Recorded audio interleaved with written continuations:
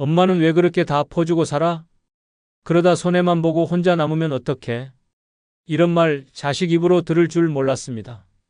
한평생 가족 위해 희생했고 친구 부탁에 몇 번이고 손 내밀었는데 돌아온 건 피로감과 거리감뿐입니다. 나이 들어 깨닫습니다. 내가 안 아끼고 안 챙기면 누구도 나를 진짜로 챙겨주지 않는다는 걸. 그래서 지금부터는 다릅니다. 가족도 친구도 잠시 내려놓고 오직 나만을 위한 이기적인 삶을 살기로요. 그게 노년에 꼭 필요한 생존 방식입니다. 구독, 좋아요, 알림 설정 누르시면 시작하겠습니다. 가족, 친구 신경 쓰지 말고 이기적으로 살아야 하는 첫 번째 이유는 집 한 채 남겨줘도 욕먹는 게 부모의 현실이기 때문입니다. 어머니가 동생한테만 전세금 더 얹어줬어요. 아버지가 말도 없이 큰형한테 상속을 넘겨버렸어요. 그렇게 끝납니다. 평생을 악착같이 일해 남겨준 집 한 채가 어느 순간 가족 간 분쟁의 씨앗이 됩니다. 정작 집을 물려준 부모는 고맙다는 말 한마디도 못 듣고 남은 자식들 사이에서 뒷말의 대상이 됩니다. 자식은 결코 같은 눈으로 부모의 희생을 기억하지 않습니다. 누가 얼마를 더 받았는지, 누구에게 먼저 줬는지 그 차이에 더 예민해집니다. 결국 남는 건 집도 아니고 고마움도 아니고 서운함과 불만뿐입니다. 노년의 부모가 가장 큰 착각을 하는 순간은 바로 이겁니다. 내가 죽고 나면 이 집이라도 남겨줘야지. 그 집 한 채를 붙들고 본인은 추운 방에서 전기장판에 몸을 말고 삽니다. 자식이 힘들까봐, 형제끼리 싸울까봐 미리 증여하고 양도하고 급기야 자기 살 곳마저 포기한 채 월세로 나가 삽니다. 하지만 그런 희생을 알아주는 자식은 드뭅니다. 오히려 왜 저 사람은 많이 받고 나는 적게 받았느냐, 왜 나에겐 미리 말도 없이 넘겼느냐, 심지어 그 정도밖에 안 남겼냐는 말까지 나옵니다. 충청북도 청주에 사는 79세 권순례 씨는 젊을 때부터 반찬 가게를 하며 딸 셋을 키워냈습니다. 60대 초반 남편과 사별하고 혼자 힘으로 모은 게 아파트 한 채였습니다. 그녀는 큰딸에게 이 집을 미리 증여했습니다. 가장 힘들어 보였고 가까이서 자주 찾아오기도 했기 때문입니다. 그리고 나머지 두 딸에겐 내가 죽고 나면 보험금과 예금으로 균등하게 줄게라고 설명했습니다. 하지만 그 결정은 가족을 갈라놨습니다. 둘째 딸은 말없이 거리를 두었고 막내는 엄마가 편애하신다며 노골적으로 반발했습니다. 명절 모임은 사라졌고 전화 연락도 끊겼습니다. 권 씨는 말합니다. 내 집 하나로 애들이 원수가 됐어요. 내가 잘못한 걸까? 그냥 아무것도 안 했어야 했나 싶어요. 그리고 덧붙였습니다. 이젠 내가 나를 먼저 지켜야겠어요. 더는 누구에게도 미안해하고 싶지 않아요. 이 사례는 특별한 일이 아닙니다. 전국의 수많은 부모가 재산이라는 이름으로 자식 간의 감정을 망가뜨립니다. 그리고 그 피해는 결국 부모 자신에게 돌아옵니다. 엄마는 누굴 더 사랑했나 봐요. 아버지는 늘 형만 생각하셨어. 그 말 속에는 진심보다 금전의 저울이 숨어 있습니다. 현실은 더 냉정합니다. 집 한 채 남긴다고 자식이 고마워하지 않습니다. 그 집을 두고 분쟁이 생기고 오히려 살아생전의 사랑과 기억이 재산에 덮여버립니다. 그 집 엄마가 왜 큰언니한테만 넘겼는지 아직도 이해 안 가. 아빠 돌아가시고 나서 그 집 문제로 우리가 가족인지도 헷갈렸어. 이런 말이 유산 다음에 남는 유일한 기억입니다. 그러니 지금이라도 바꾸십시오. 재산은 남기기보다 나를 위해 써야 할 도구입니다. 내가 편하게 살고 내가 따뜻한 밥을 먹고 내가 누울 침대가 있어야 합니다. 집 한 채 남겨주고 감동받는 시대는 지났습니다. 이젠 왜 저 집은 누구에게 갔나 내 몫은 어딘가만 남는 시대입니다. 그렇다면 어떻게 해야 할까요? 죽어서 나눠주는 게 아니라 살아서 안 주는 게 답입니다. 그 집, 그 돈, 그 예금. 누군가에게 퍼주느라 남은 인생을 줄이지 마십시오. 그건 이기적인 게 아니라 당연한 권리입니다. 오히려 살아있는 동안 내 재산으로 내가 행복하게 사는 모습을 보여주는 게 진짜 교육입니다. 그 모습을 본 자식은 나중에라도 스스로 챙길 줄 압니다. 얻는 법만 아는 자식은 결국 빼앗는 법도 배웁니다. 이기적으로 사십시오. 누구에게도 미안해하지 말고 누구도 기쁘게 하려 애쓰지 마십시오. 집 한 채를 남겨줘도 결국 욕먹는 게 부모의 현실이라면 차라리 그 집에서 내가 먼저 행복하게 살아야 합니다. 그것이 남은 인생을 지키는 가장 지혜로운 선택입니다. 가족, 친구 신경 쓰지 말고 이기적으로 살아야 하는 두 번째 이유는 아낌없이 베풀었더니 나중엔 당연한 걸로 여겨지기 때문입니다. 처음엔 고마워했습니다. 밥 한 끼를 사줘도, 병원에 데려다 줘도, 잔소리처럼 걱정을 해도 고맙다, 수고 많다는 말이 따라왔습니다. 하지만 그게 반복되면 사람들은 곧 그 수고를 기본값으로 취급합니다. 감동은 사라지고 당연함만 남습니다. 그리고 어느 순간부터는 내가 그걸 안 해주면 이상한 사람이 됩니다. 엄마는 왜 이번에도 음식 안 해줘요? 그 친구가 왜 안 챙겨줬지? 원래 잘하던 사람이었는데. 이렇게 바뀝니다. 잘해준 사람일수록 점점 더 그 역할을 강요받습니다. 그게 바로 늙어서 가장 슬픈 배신입니다. 정성은 처음에만 감동입니다. 시간이 지나면 습관이 되고 습관은 곧 의무가 됩니다. 아무리 내가 피곤해도 몸이 아파도 마음이 힘들어도 원래 잘하던 사람이라는 이유만으로 사람들은 내 사정을 고려하지 않습니다. 그게 얼마나 불공평한지 모릅니다. 내가 준 호의는 쌓이지만 그 고마움은 사라지고 내가 한 배려는 남지만 그 감동은 익숙함으로 변합니다. 그리고 결국 내가 멈췄을 때 비로소 사람들은 불만을 말하기 시작합니다. 왜 갑자기 바뀌셨어요? 요즘은 예전 같지 않네요. 그 모든 말 속에는 당연했던 그 호의가 왜 사라졌냐는 불편함이 숨어 있습니다. 전북 전주에 사는 74세 김복희 씨는 평생 베푸는 삶을 살았습니다. 시댁과 친정 양쪽 제사를 챙기고 친구 생일이면 작은 선물 하나라도 꼭 들고 갔습니다. 자식들에게도 명절 음식은 물론이고 손주 간식까지 미리 준비해 냉동실에 채워두었습니다. 그런데 어느 해 김 씨가 허리 디스크로 병원 신세를 지게 되자 모든 관계가 갑자기 냉랭해졌습니다. 이번엔 엄마 못 하시겠네요. 우리끼리 대충 할게요. 아이고, 그럼 이번 생일 모임은 그냥 패스하자. 친구와 자식들이 모두 그렇게 말했습니다. 김 씨는 말했습니다. 내가 안 하니까 다 멈춰버리더라. 고마운 게 아니라 편리했던 거였구나. 그때 김 씨는 깨달았습니다. 자신이 했던 모든 수고는 누군가에게 사랑이 아니라 편리함이었을 뿐이라는 사실을. 그녀는 그 이후 모든 것을 멈췄습니다. 음식을 하지 않았고 선물도 준비하지 않았고 연락도 줄였습니다. 그 대신 자신을 위해 요가 수업을 시작했고 작은 텃밭을 가꾸며 하루를 살았습니다. 이기적으로 살기 시작한 뒤 그녀는 말했습니다. 이기적으로 살아보니까 사람이 보이더라. 나를 불편해하던 사람과 진심으로 걱정해주는 사람이 구분되더라. 우리는 종종 이렇게 착각합니다. 내가 잘해주면 다 좋아할 거야. 이렇게 도와주면 언젠가 갚겠지. 정성을 들이면 그 마음을 알아주겠지. 하지만 아닙니다. 정성은 익숙함을 낳고 익숙함은 기대를 낳고 기대는 결국 실망으로 되돌아옵니다. 늙어서 상처받는 이유는 단 하나. 내가 해준 만큼 사람도 나를 배려해 줄 거라는 기대 때문입니다. 이제는 그 기대를 버릴 때입니다. 내가 아파도 내가 힘들어도 누구 하나 돌아봐 주지 않는다면 더 이상 그 사람들을 위해 나를 소모하지 마십시오. 내 시간, 내 에너지, 내 돈과 내 정성은 오직 나를 위해 써야 할 때입니다. 이기적으로 산다는 건 남을 무시하는 게 아닙니다. 내가 먼저 존중받을 자격이 있다는 걸 인정하는 것입니다. 나는 누군가의 시중을 들기 위해 늙은 것이 아닙니다. 내가 나를 아끼지 않으면 누구도 나를 소중히 여겨주지 않습니다. 아낌없이 베풀었던 과거는 충분했습니다. 이제부터는 당연한 사람이 아니라 소중한 사람으로 살아야 합니다. 그러기 위해선 나부터 나를 소중히 대하는 법을 배워야 합니다. 지금부터라도 내 정성과 마음을 나에게 돌리십시오. 그게 바로 늙어도 무너지지 않는 사람으로 사는 길입니다.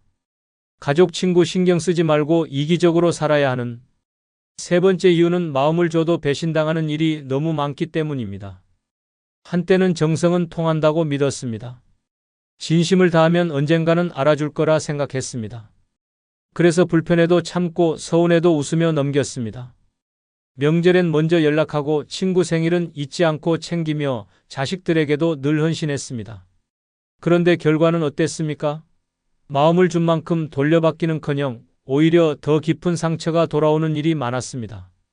준 마음은 잊히고 서운함만 남아 가슴을 후벼 팝니다. 배신은 반드시 큰 일에서만 일어나지 않습니다. 가장 아끼던 친구가 어느 순간 등을 돌릴 때, 가족이 그 정도면 됐지라며 모른 척할 때, 힘든 일 겪고 있을 때, 아무도 찾아오지 않을 때 그 모든 순간이 조용한 배신입니다. 젊을 땐 그런 일에도 이해하자며 넘겼습니다. 그런데 나이 들고 나서 당하는 배신은 다릅니다. 이제는 회복할 체력도 위로받을 사람도 없기 때문입니다. 경북 구미에 사는 75세 하재임 씨는 평생 옆집 친구 이순덕 씨와 자매처럼 지냈습니다. 장을 보면 서로 나눠 먹고 명절에도 함께 떡을 빚고 남편 장례식조차 서로 곁에서 도왔습니다. 하 씨는 건강검진에서 이상이 나와 큰 병원에 입원하게 됐을 때 가장 먼저 순덕 씨에게 전화를 걸었습니다. 나 병원에 며칠 있어야 해. 입원 수속 좀 같이 가줄래? 순덕 씨는 흔쾌히 알겠다고 했습니다. 그런데 약속한 날 그녀는 오지 않았습니다. 전화를 하니 급한 일이 생겨서 못 간다며 변명만 했습니다. 결국 하 씨는 혼자 입원 수속을 밟고 간호사에게 부탁해 겨우 짐을 정리했습니다. 그 뒤로 순덕 씨는 며칠간 연락이 없었습니다. 미안하다는 말도 없이 그냥 지나간 그 일. 하 씨는 말합니다. 그 친구가 날 그렇게 쉽게 놓을 줄은 몰랐어요. 그날 이후로 사람 못 믿게 됐어요. 그뿐이 아닙니다. 자식에게 전 재산을 증여한 뒤 마음이 서서히 소외되었다는 어르신도 많습니다. 생전에 재산을 나눠준 어머니에게 며느리는 이제는 우리가 챙길 여유가 없다며 요양시설을 알아봤고 아들은 우리 애들 학원비도 빠듯하다고 말했습니다. 마음도 좋고 가진 것도 좋지만 돌아온 건 무관심과 거리감뿐이었습니다. 이제는 알아야 합니다. 아무리 순한 마음이라도 그것을 알아봐주는 사람이 없으면 결국 짓밟히는 게 현실입니다. 노년의 마음은 유리처럼 투명하고 그만큼 쉽게 깨집니다. 지금까지는 상대를 먼저 생각했지만 이제는 나를 먼저 지켜야 할 때입니다. 이제는 물어야 합니다. 내가 이 사람에게 이만큼 마음을 줘도 되는가? 이 행동이 나를 비워가는 길은 아닌가? 배신은 예상치 못한 타이밍에 옵니다.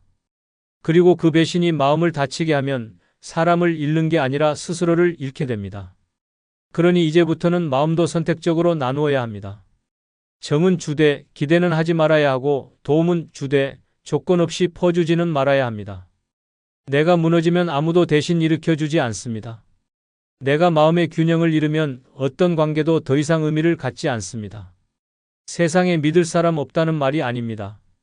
단지 이제라도 내가 나를 먼저 아껴야 한다는 뜻입니다. 남을 먼저 챙기다 다친 마음, 무너진 자존감, 헛헛한 감정. 그 모든 건 지금까지 너무 많이 줬기 때문입니다. 그래서 이젠 거꾸로 가야 합니다. 받기 전엔 주지 마세요. 지켜줄 사람인지 판단되기 전엔 다 퍼주지 마세요. 무엇보다도 내 마음을 나 자신보다 소중하게 여기는 사람은 없습니다. 그 사실을 안 순간부터 늙은 인생은 훨씬 단단해집니다. 이기적으로 사는 것, 그건 남을 무시하겠다는 게 아닙니다. 이제부터는 나를 배신하지 않겠다는 선언입니다. 가족, 친구 신경 쓰지 말고 이기적으로 살아야 하는 네 번째 이유는 가족이라도 내 돈이 끊기면 연락도 끊기기 때문입니다. 엄마, 요즘은 너무 바빠서요. 나중에 다시 연락드릴게요. 아버지, 이번 달엔 좀 어려워서요. 다음에 식사해요. 그 말 돈을 끄는 순간부터 시작됩니다. 그전까진 연락이 잦았습니다. 생일 전엔 미리 전화가 오고 명절 앞두곤 찾아와 안부를 물었습니다. 손주 선물부터 생활비, 병원비, 카드값 자식이 힘들 때마다 내 지갑이 열렸습니다. 하지만 어느 순간 더 이상 줄 돈이 없다고 말하자 연락도 함께 끊겼습니다. 자식이 아니라 냉정한 채권자와 채무자 사이처럼 느껴졌습니다. 사랑보다 돈이 먼저였나? 그 질문 앞에 무너지는 건 부모의 가슴입니다. 돈은 나이 들어도 관계를 이어주는 고리입니다. 슬프지만 현실입니다. 돈이 있을 땐 잘 챙기던 가족이 그 돈이 마르자 천천히 멀어집니다. 처음엔 그럴 수도 있다고 생각합니다. 바빠서겠지, 피곤해서겠지. 하지만 한 달, 두 달 연락이 없는 날들이 쌓이면 확신이 됩니다. 아, 이제 나는 필요 없는 존재가 됐구나. 사랑이 식어서가 아니라 돈이 끊겼기 때문입니다. 경기도 고양시에 사는 78세 정영자 씨는 한때 자식 셋 모두에게 매달 생활비를 보태주며 살았습니다. 작은 노점에서 번 돈이었지만 손주들 학원비라도 보태고 싶어 허리 굽히며 일했습니다. 그런데 몇 년 전 관절염으로 일을 못하게 되자 용돈을 줄 수 없게 됐습니다. 그때부터 자식들의 연락이 끊기기 시작했습니다. 둘째 아들은 문자를 읽고도 답이 없었고 막내딸은 요즘 너무 바빠요라는 말만 반복했습니다. 명절에도 찾아오지 않았습니다. 한 번은 먼저 전화해 봤습니다. 이번 주말엔 볼 수 있을까? 아, 엄마 애가 아파서 다음에 봐요. 그 다음 주도 그 다음 달도 아무도 오지 않았습니다. 정씨는 그제야 깨달았습니다. 내가 돈 줄 땐 매일 전화하던 애들이 이제는 내 목소리조차 귀찮아하네. 지갑이 다치자 마음도 다쳤습니다. 정씨는 이후 자식 연락을 기다리지 않기로 했고 남은 적금으로 자신을 위해 마사지 의자를 샀습니다. 그리고 처음으로 자신을 위해 밥상을 차렸습니다. 그래, 이젠 내가 나를 챙겨야지. 아무도 나를 찾아주지 않으면 나라도 나를 아껴야지. 이게 바로 수많은 부모들이 겪는 현실입니다. 돈이 관계를 지배합니다. 자식이 부모를 사랑하지 않는 게 아닙니다. 하지만 돈을 주는 부모가 더 편하고 더 쉽게 다가갈 수 있는 대상이 되기 때문입니다. 사랑에 돈이 섞이면 관계는 타락합니다. 문제는 그걸 부모 스스로가 만들었다는 사실입니다. 자식이 어려울 때 도와주는 건 당연합니다. 하지만 그게 반복되면 자식은 부모는 언제든 도와주는 존재로 인식합니다. 그리고 도와줄 수 없게 되는 순간 마음의 문도 함께 닫습니다. 그러니 늙어서 이기적으로 살아야 합니다. 더 이상 주지 말아야 합니다. 주고 싶으면 내 삶이 여유로울 때, 조건 없이 줄 수 있을 때, 그리고 줄 수 있다는 사실이 내 삶의 해가 되지 않을 때만 줘야 합니다. 가족은 소중합니다. 하지만 가족이라 해도 줄 수 있는 대상이 되어버리면 나의 존재는 돈과 함께 사라집니다. 이제는 줬던 만큼 멈출 줄도 알아야 하고 사랑받기 위해 돈을 꺼내는 삶은 끝내야 합니다. 자식에게 미움받을까 두려워 돈을 내미는 건 존엄을 스스로 포기하는 일입니다. 이기적인 부모가 되십시오. 이제 못 도와준다는 말 용기 있게 꺼내십시오.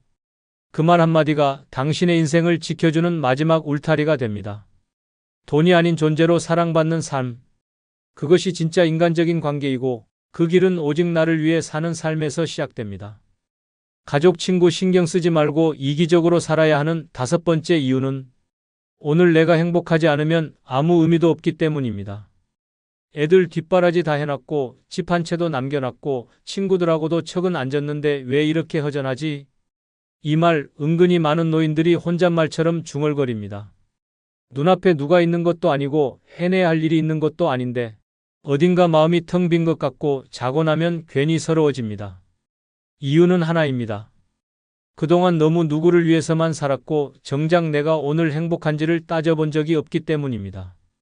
과거는 지나갔고 미래는 불확실합니다. 그런데도 우리는 늘 나중에 조금만 더 하는 말을 입에 달고 삽니다. 행복도 미룹니다. 몸이 아파도 병원은 미루고 가고 싶은 여행도 다음에 미루고 먹고 싶은 음식도 그 돈이면 애들 옷이나 사주지라며 참습니다. 그렇게 아낀 시간, 아낀 돈, 아낀 욕망의 끝에 남는 건 공허한 하루뿐입니다. 서울 양천구에 사는 76세 이정분 씨는 남편 없이 2자녀를 키워냈습니다. 남의 식당에서 일하며 등록금과 결혼자금까지 마련했고 퇴직 후에도 손주들 등하교를 도왔습니다. 그녀는 늘 말했습니다. 나는 욕심 없어요. 애들 잘 되면 됐지.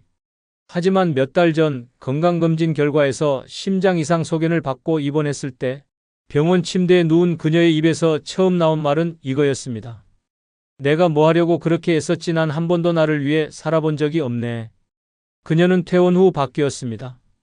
매일 1시간 산책을 하고 혼자 레스토랑에 가서 파스타를 시켰습니다. 책을 읽고 노래를 듣고 친구들과 여행을 계획했습니다. 그녀는 웃으며 말합니다. 지금이 제일 좋아요. 매일 오늘만 생각하면서 살아요. 어차피 그게 진짜 내 거니까요. 그렇습니다. 오늘 행복하지 않으면 아무것도 남지 않습니다. 과거에 잘 살았든 돈을 많이 벌었든 사람들에게 칭찬받았든 그 모든 건 지나간 기록일 뿐입니다. 기록으로는 마음이 채워지지 않습니다. 지금 이 순간 내가 무엇을 하고 있는지, 내가 지금 웃고 있는지, 그게 노년의 전부입니다. 그리고 그 행복은 절대 남을 위한 삶에서 나오지 않습니다. 자식이 잘 돼도 내 속은 허전할 수 있고 친구가 많아도 내 가슴은 시릴 수 있습니다. 행복은 오직 내가 나를 위해 쓴 시간에서만 생깁니다. 내가 좋아하는 걸 하고 내가 좋아하는 사람을 만나고 내가 원하는 곳에 가는 그 선택에서만 생깁니다. 이기적으로 살라는 말이 낯설게 들릴 수 있습니다. 하지만 이기적으로 살지 않으면 언제나 누군가의 기대에 맞추느라 내 감정을 억누르게 됩니다. 그게 쌓이면 마음이 고장납니다. 그리고 그 마음의 틈은 아무도 알아주지 않습니다. 어르신은 늘 밝으셔서 그런 줄 몰랐어요. 그 말은 내가 얼마나 내 감정을 감추며 살아왔는지를 보여주는 말입니다. 이제는 숨기지 마십시오. 먹고 싶은 거 먹고, 가기 싫은 자리 가지 말고, 하기 싫은 일 거절하십시오. 지금의 내 감정이 내 인생 전체보다 중요합니다. 오늘 내가 기분 좋은 게 그 어떤 가족의 성공보다 소중합니다. 가족도 좋고 친구도 좋지만 그 누구도 당신 대신 오늘을 살아주지 않습니다. 그러니 오늘만큼은 이기적으로 사십시오. 밥 한 끼도 내가 먹고 싶은 걸로, 시간도 내가 원하는 대로, 돈도 내 기분을 위해 쓰십시오. 그렇게 사는 하루가 쌓여야만 늙어도 행복한 사람이 됩니다. 지금 웃을 수 없다면 내일도 의미 없습니다. 오늘 행복한 선택을 하십시오. 그것이 남은 인생을 가장 반짝이게 만드는 첫걸음입니다. 한번 냉정하게 생각해 보십시오. 지금 당신 곁에 있는 사람들 중 끝까지 함께할 사람이 과연 몇 명이나 될까요? 자식은 각자의 삶으로 바쁘고 친구는 전화 한 통 없이 멀어지며 배우자조차 어느 날 갑자기 먼저 떠날 수 있습니다. 결국 남는 건 관계가 아니라 혼자 남은 나이입니다. 젊을 때는 타인의 시선으로 살았지만 노년에는 오직 나 자신만이 나를 지켜줄 수 있습니다. 자식에게 의지하면 상처받고 이웃에게 기대면 더 외로워집니다. 노년을 지키는 건 인간관계가 아니라 스스로를 지키는 생활력과 판단력, 그리고 매일의 태도입니다. 오늘 영상에서는 노년엔 누구보다 나를 먼저 믿어야 합니다. 나를 지켜주는 6가지라는 주제로 무너지지 않는 노년을 위한 단단한 생존 전략을 알려드리겠습니다. 구독과 좋아요, 알림 설정 눌러주시면 바로 시작하겠습니다. 노년에 꼭 필요한 5가지 중 첫 번째는 체면보다 따뜻한 밥 한 끼 나눌 수 있는 사람 한 명입니다. 돈, 명예, 명함 그것들이 모두 사라지고 난 뒤 사람은 비로소 누구와 밥을 먹을 수 있느냐를 생각하게 됩니다. 당당하게 식당 문을 열고 들어가 젓가락을 집어든 내 앞에 앉아줄 사람. 체면 따질 필요도 자존심 세울 필요도 없이 그냥 말없이 국물 한 숟갈을 나눌 수 있는 친구. 그 한 사람이 있느냐 없느냐에 따라 노년의 외로움은 지옥이 되기도 천국이 되기도 합니다. 서울 마포의 한 조용한 한정식집. 66세의 정규호 씨는 낡은 점퍼를 입고 식당 문 앞에서 한참을 망설였습니다. 한때 무역업으로 잘 나가던 그는 몇 년 전 갑작스러운 환율 폭락으로 사업이 무너졌고 뒤이어 건강도 악화되면서 은둔처럼 살아가고 있었습니다. 가족과도 대화가 줄었고 자식들은 잘 지내라는 말만 던진 채 연락을 끊었습니다. 그날따라 유난히 힘들던 오후 정 씨에게 한 통의 전화가 걸려왔습니다. 형, 밥이나 먹자. 내가 마포에 괜찮은데 알아놨어. 그 목소리는 대학 시절 자취방을 함께 썼던 친구 임선호 씨였습니다. 얼마 만에 외식인지도 기억나지 않을 만큼 정 씨는 오랜만에 사람을 만났습니다. 푸짐하게 차려진 반찬, 따끈한 찌개 냄새, 사람들의 웃음소리가 오랜만에 정 씨의 코끝을 스쳤습니다. 하지만 정 씨는 젓가락을 들지 못했습니다. 숟가락을 손에 쥔 채 그는 작게 입을 열었습니다. 미안하다, 선호야. 요즘 내가 밥값 낼 형편도 안 되고. 그 말을 듣자 임 씨는 천천히 숟가락을 내려놓더니 정 씨를 바라보며 말했습니다. 형, 우리가 밥값 따지던 사이였어? 그냥 먹자. 오늘은 내가 사고 다음엔 형이 커피 한 잔만 사. 정 씨는 아무 말 없이 고개를 숙였습니다. 젓가락이 찌개 속으로 천천히 들어갔고 국물을 떠올리며 조용히 입에 넣는 순간 그의 눈가엔 눈물이 맺혔습니다.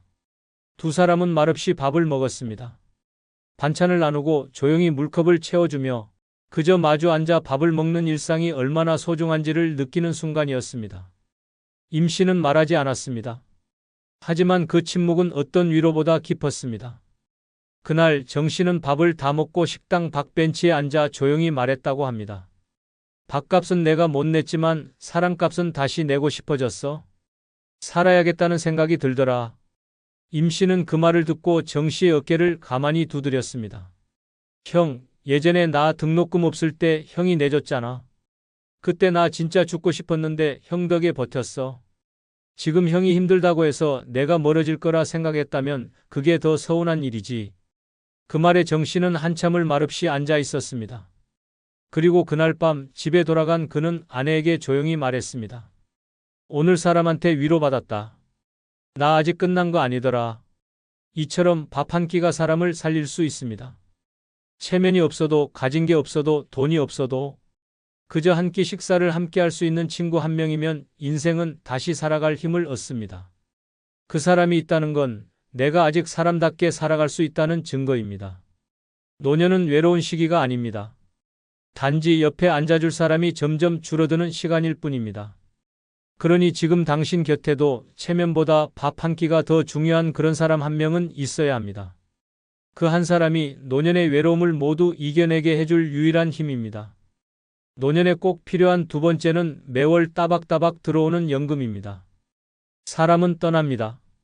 자식도 각자 살기 바쁘고 친구도 점점 멀어집니다. 세상이 조용해지고 말동무 하나 없이 하루를 보내는 날이 점점 많아질수록 당신을 지켜주는 건 단 하나, 통장에 찍히는 숫자입니다. 그 숫자는 말이 없지만 배신도 없습니다. 아무도 챙겨주지 않아도 아무리 우울한 날에도 매달 일정한 날에 잊지 않고 찾아옵니다. 그게 연금입니다. 노년의 비참함은 돈이 없다는 게 아닙니다. 필요한 돈이 생겼을 때 그걸 누군가에게 부탁해야만 쓸 수 있는 현실입니다. 아픈데 병원비가 없어 자식에게 전화를 해야 하고 손주 생일에 봉투 하나 준비하지 못해 발길을 돌려야 하는 순간 사람의 자존감은 서서히 부서집니다. 그러나 연금이 있다면 이야기는 완전히 달라집니다. 누구에게도 고개 숙이지 않아도 됩니다. 내 삶을 내 손으로 설계해 나갈 수 있습니다. 노년에 꼭 필요한 것은 많은 재산이 아니라 내가 당당하게 쓸 수 있는 고정 수입입니다. 경기도 수원의 김선자 씨는 65세에 정년퇴직한 중학교 국어 교사였습니다. 40년 가까운 세월 동안 아이들을 가르쳤고 퇴직 후에는 혼자 살고 있습니다. 남편과는 일찍 사별했고 자식들은 미국에 정착해 몇 년째 얼굴을 못 봤습니다. 한때는 우울감에 시달렸습니다. 하루 종일 말 한마디 안 하고 지내는 날도 많았고 명절이면 빈 식탁을 멍하니 바라보다 눈물이 날 때도 있었습니다. 하지만 김 씨는 매달 25일만 되면 마음이 달라졌습니다. 공무원 연금 300만 원 입금되었습니다. 문자 한 통이 울리는 순간 눈빛이 바뀝니다. 그래, 나는 혼자지만 거지처럼 살진 않아. 내 돈으로 밥 사 먹을 수 있어. 그날도 김 씨는 집 근처 설렁탕 집에 들렀습니다. 혼자 식당에 들어가는 게 어색할 때도 있었지만 요즘은 전혀 개의치 않습니다. 국물 더 주실 수 있을까요? 밝은 목소리로 말하며 계산도 당당하게 카드로 꺼냅니다. 이 돈 내가 번 거예요. 내가 40년 아이들 가르쳐서 받은 보상이죠. 식당을 나서며 김 씨는 조용히 웃었습니다. 요즘 김 씨는 동네 문화센터에서 글쓰기 수업을 듣고 가끔은 혼자 여행도 떠납니다. 연금이 있으니 버스값, 식비, 간식비까지도 마음 편히 쓸 수 있습니다. 남 눈치 안 보고 커피 한 잔 마실 수 있는 자유, 그 소소한 일상이 김 씨에겐 가장 큰 행복이 되었습니다. 다들 말하잖아요. 돈이 다가 아니라고. 맞아요. 하지만 돈이 없으면 아무것도 못해요. 나는 지금 연금 덕분에 늙어서도 내 삶을 내 뜻대로 살고 있어요. 이것이 바로 연금의 힘입니다. 사람은 사라져도 숫자는 남습니다. 관계는 무너져도 연금은 흔들리지 않습니다. 당신을 위해 당신 스스로 준비한 가장 확실한 보호막, 그게 바로 연금입니다. 지금 당신 통장에 매달 찍히는 숫자는 있습니까? 없다면 지금부터라도 늦지 않았습니다. 연금은 시간이 아니라 결심으로 시작됩니다. 그 숫자 하나가 외로운 노년의 당신을 끝까지 지켜주는 유일한 친구가 되어줄 것입니다. 노년에 꼭 필요한 세 번째는 작지만 내 이름으로 된 집 한 채입니다. 노년의 사람은 점점 작아집니다. 목소리는 낮아지고 어깨는 굽어가며 눈빛은 불안해집니다. 그 작아진 어깨를 가장 확실히 펴주는 건 놀랍게도 집입니다. 그것도 누구의 도움 없이 온전히 내 이름으로 된 집 한 채. 화려하지 않아도 괜찮습니다. 크지 않아도 상관없습니다. 방 한 칸짜리일지라도 그 문패에 내 이름 석 자가 적혀 있다면 그 집은 세상에서 가장 큰 위로가 됩니다. 나이 들면 생각보다 쉽게 불청객이 됩니다. 딸 집에 며칠 묵고 가도 되는 줄 알았는데 냉장고 문을 열었다가 사위 눈치를 봅니다. 어디 앉아 있어도 뭔가 방해되는 것 같고 일찍 자야 할 것 같고 기침 한 번에도 민폐 같고 그렇게 하루하루가 줄어듭니다. 그 공간은 결코 쉼터가 아닙니다. 결국 그 집은 내 집이 아닌 집입니다. 하지만 내 이름으로 된 집이 있다면 이야기는 완전히 달라집니다. 누구의 허락도 필요 없습니다. 먹고 싶은 반찬을 만들어도 눈치 볼 필요 없고 이불을 펴놓고 늦잠을 자도 텔레비전 소리가 커져도 괜찮습니다. 그 집은 나를 위한 공간이기 때문입니다. 등기부에 내 이름이 있는 집은 단순한 부동산이 아니라 내 삶의 주권입니다. 대전 유성구에 사는 74세 김만희 씨는 몇 년 전까지 둘째 아들 집에 머물렀습니다. 아들 부부는 처음엔 괜찮다고 했지만 시간이 지날수록 표정이 굳어졌습니다. 며느리의 식탁에 반찬 수가 줄어들었고 말투도 점점 짧아졌습니다.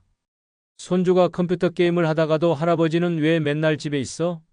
하고 불쑥 묻는 날, 김 씨는 자신의 자리가 이 집엔 없다는 사실을 깨달았습니다. 그날 밤 그는 조용히 서랍을 열어 30년 전 자신 명의로 사두었던 시골의 오래된 집 등기권리증을 꺼냈습니다. 그 집은 아내가 살아있을 때 농막 삼아 마련해 두었던 곳이었습니다. 처음엔 갈 곳이 없어 떠난 듯 했지만 지금 김 씨는 말합니다. 그날 내가 집으로 간 게 아니라 내 삶으로 돌아간 겁니다. 집은 많이 망가져 있었습니다. 벽지는 벗겨졌고 보일러는 녹슬어 있었습니다. 하지만 그는 손수 고쳤습니다. 유튜브를 보며 장판을 깔고 벽에 페인트 칠을 했습니다. 마당에는 작은 텃밭을 만들고 중고 매장에서 싼 전자레인지를 하나 들여왔습니다. 처음엔 삭막했지만 시간이 지날수록 그 집은 김 씨의 삶이 깃든 공간이 되었습니다. 요즘 김 씨는 매일 아침 자기 집 마당에서 커피를 마십니다. 개나리꽃을 보며 봄을 느끼고 바람 소리를 들으며 밤을 맞이합니다. 가끔 이웃집 할머니와 김치전을 부쳐 나누기도 합니다. 그는 말합니다. 자식들 집에 살 땐 밥을 먹어도 목구멍이 막혔고 지금은 라면 하나도 마음이 놓여요. 내가 내 집에 있다는 사실, 그거 하나로 마음이 편합니다. 노년엔 누구와 사느냐보다 어디에 사느냐가 더 중요합니다. 그리고 더 정확히 말하자면 그 집이 누구의 이름으로 되어 있느냐가 중요합니다. 아무리 작고 낡아도 내 이름이 적힌 집 한 채는 노년의 자존심이자 마지막 울타리입니다. 어디에도 쫓기지 않고 누구에게도 눈치 보지 않고 내 마음대로 숨 쉴 수 있는 그 한 공간. 그 집이 있다는 것만으로도 우리는 마지막까지 사람답게 살 수 있습니다. 그러니 꼭 기억하십시오. 자식들 집 한 칸 얻어 사는 것보다 작더라도 내 집 하나가 더 든든합니다. 집은 단지 사는 곳이 아니라 나를 지켜주는 공간입니다. 늙은 나를 위한 마지막 선물은 결국 내 이름으로 된 집 한 채라는 사실. 그 집이야말로 당신을 끝까지 지켜줄 가장 조용하고 단단한 친구입니다. 노년에 꼭 필요한 네 번째는 버림받지 않게 만드는 최소한의 자존심입니다. 노년의 비극은 외로움에서 시작되지 않습니다. 진짜 무너지는 순간은 나도 모르게 버림받는 순간입니다.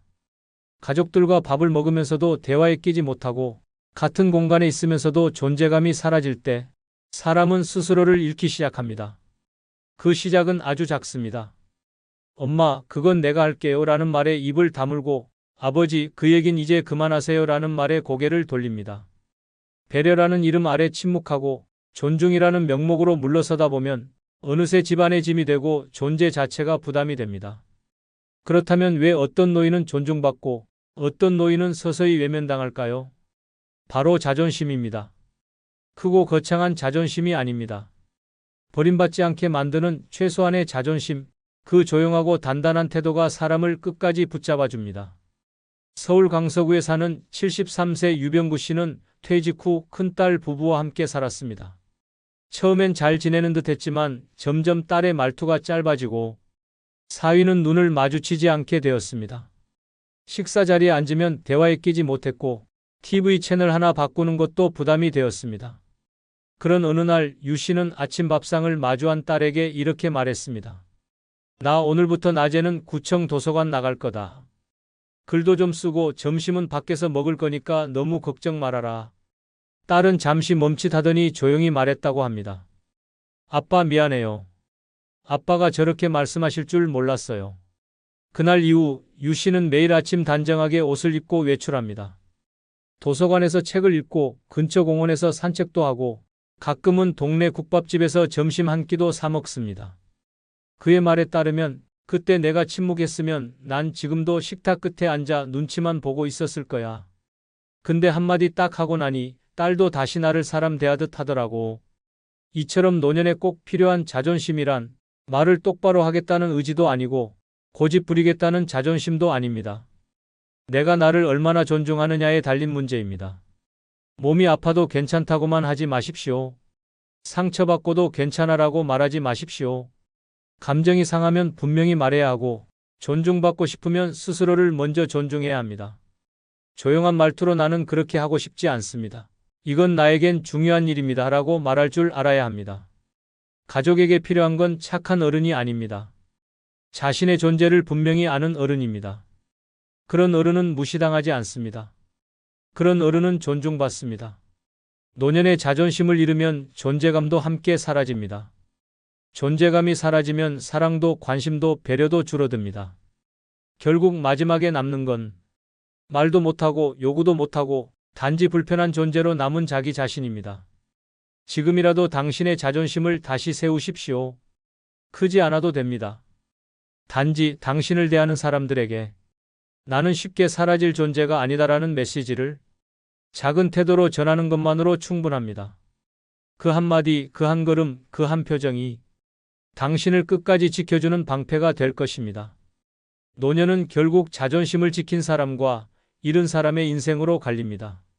말없이 버림받지 않기 위해 이제는 스스로를 세워야 합니다. 그게 당신을 지키는 마지막 자존심입니다.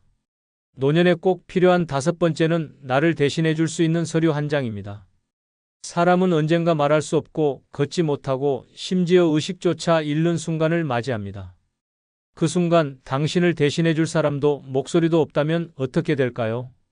가장 가까운 가족조차도 당신의 진짜 뜻을 몰라 엉뚱한 결정을 내릴 수 있습니다. 그래서 늙은 나를 지켜주는 건 감정이 아닌 준비된 서류 한 장입니다. 그 서류는 한 장이지만 생과 사를 가릅니다.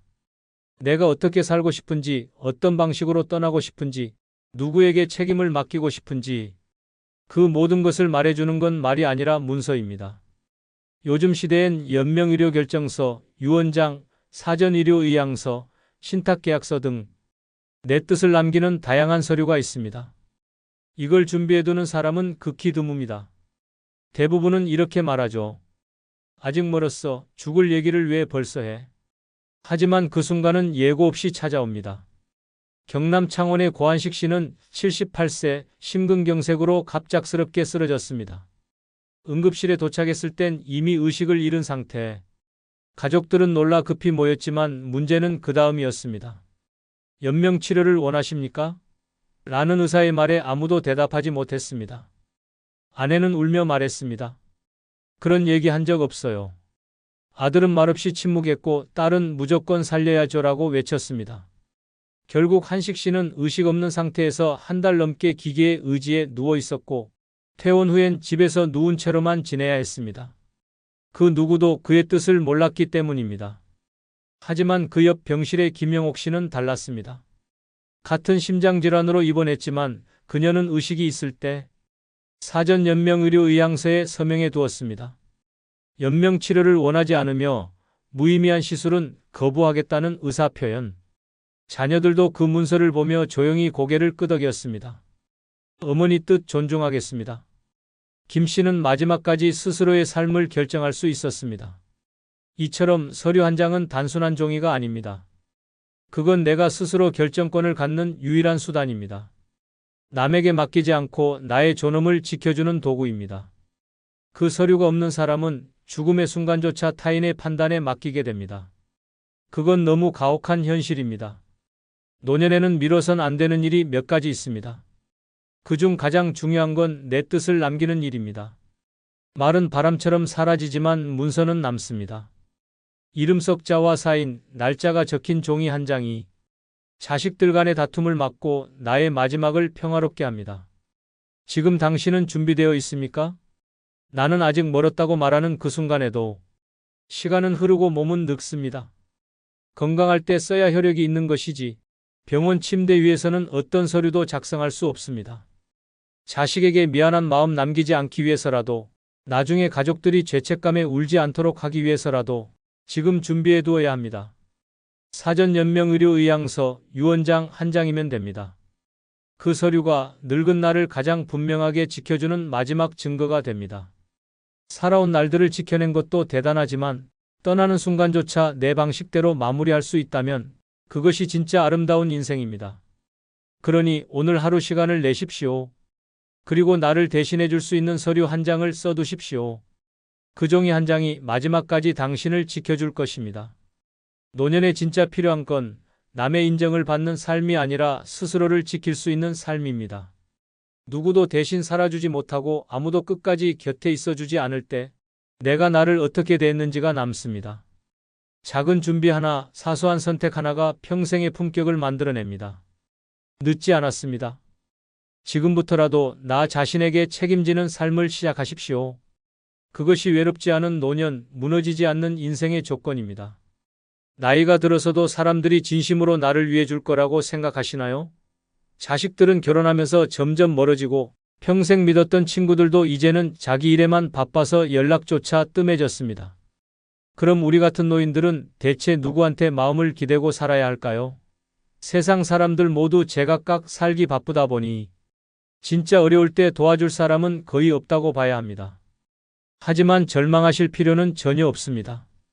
사람의 마음은 쉽게 변해도 절대로 변하지 않는 5가지 든든한 보물이 있기 때문입니다. 이것들만 제대로 준비해 두시면 누구에게 손 벌리지 않고도 당당하고 풍요로운 노후를 보내실 수 있습니다. 지금부터 그 소중한 비밀을 차근차근 알려드리겠습니다. 구독, 좋아요, 알림 설정 눌러주시면 시작하겠습니다. 아울러 주변 소중한 분들에게 많은 공유도 꼭 부탁드립니다. 노후에 믿을 것 중 첫 번째는 바로 자동이체로 들어오는 연금입니다.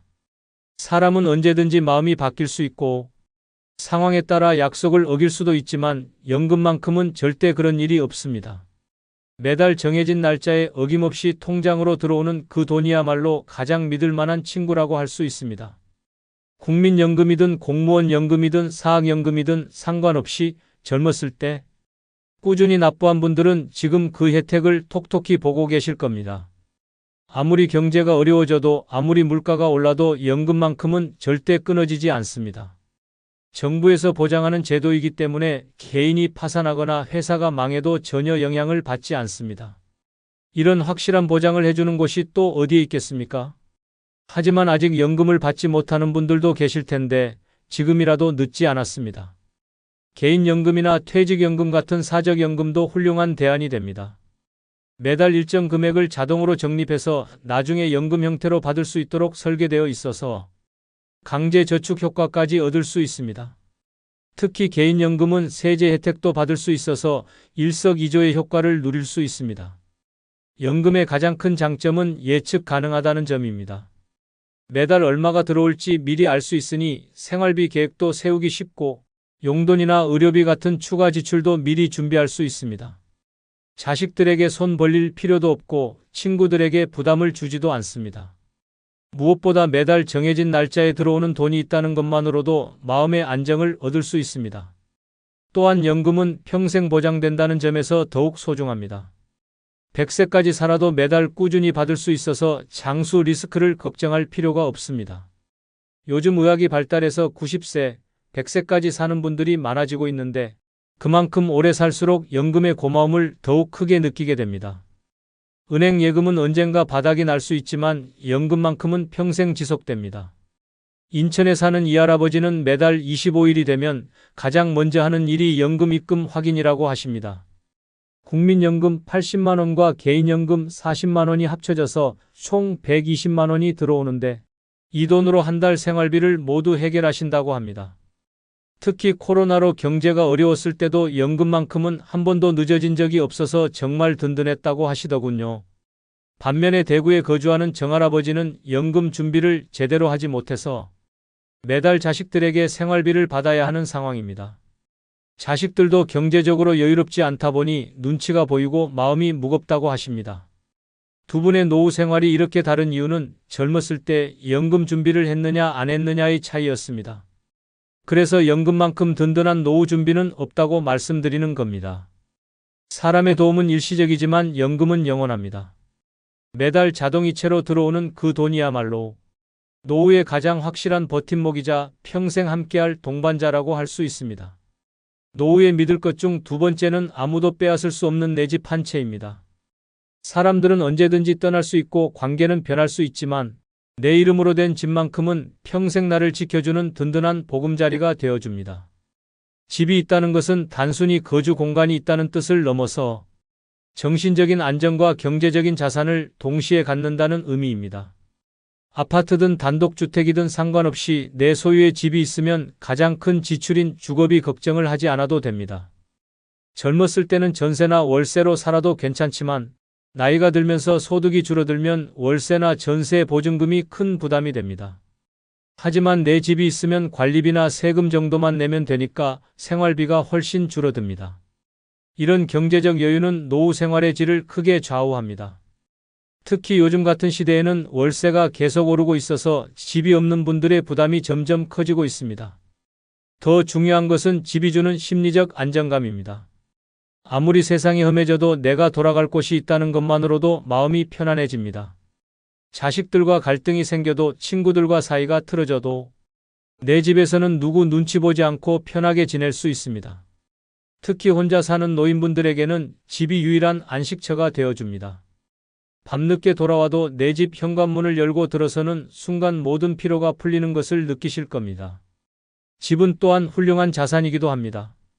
급하게 돈이 필요할 때는 집을 담보로 대출을 받을 수도 있고 정말 어려운 상황이 되면 집을 팔아서 목돈을 마련할 수도 있습니다. 요즘에는 주택연금이라는 제도도 있어서 집을 소유한 채로 매달 연금을 받을 수도 있습니다. 이처럼 집은 위급할 때 활용할 수 있는 최후의 보루 역할을 해줍니다. 또한 집값이 오르면 자산 가치도 함께 상승하니까 일석이조의 효과를 얻을 수 있습니다. 아직 집이 없는 분들이라면 지금이라도 집 마련을 위해 노력해 보시기 바랍니다. 큰 아파트가 아니어도 괜찮습니다. 작은 원룸이라도 좋고 지방의 작은 주택이라도 상관없습니다. 중요한 것은 내 이름으로 된 집 한 채를 갖는 것입니다. 전세 자금 대출을 받아서라도 집을 사는 것이 장기적으로 훨씬 유리합니다. 매달 월세를 내는 것보다는 대출 이자를 내면서 집을 사는 것이 더 현명한 선택입니다. 집값이 오르내리는 것에 대해 걱정하시는 분들도 계시지만 노후 대비 차원에서는 집값 상승이나 하락보다는 안정적인 거주 공간 확보가 더 중요합니다. 집값이 떨어져도 살 곳이 있다는 것 자체가 큰 가치입니다. 반대로 집값이 오르면 자산 가치가 증가하니까 더욱 좋은 일이고요. 무엇보다 집이 있으면 노후에 누구에게도 눈치 보지 않고 당당하게 살 수 있습니다. 수원에 사는 김할머니는 이런 말씀을 하셨습니다. 남편이 돌아가시고 자식들도 각자 바빠서 연락이 뜸해졌는데 다행히 젊었을 때 마련해둔 작은 아파트가 있어서 큰 걱정 없이 지낼 수 있다고 하시더군요. 매달 관리비 10만 원 정도만 내면 되니까 국민연금만으로도 충분히 생활할 수 있다고 합니다. 반면에 부산에 거주하는 박할머니는 월세로 살고 계시는데 매달 월세 50만 원을 내다 보니 국민연금으로는 턱없이 부족해서 자식들에게 용돈을 받아야 한다고 속상해 하십니다. 두 분의 차이는 단 하나, 집이 있느냐 없느냐의 차이였습니다. 김할머니는 여유로운 노후를 보내시지만 박할머니는 항상 돈 걱정에 시달리고 계십니다. 그래서 집만큼 확실한 노후 준비는 없다고 말씀드리는 겁니다. 사람은 배신할 수 있어도 집은 절대 배신하지 않습니다. 내 이름으로 된 집 한 채야말로 노후의 가장 든든한 울타리이자 평생 나를 보호해줄 소중한 자산입니다.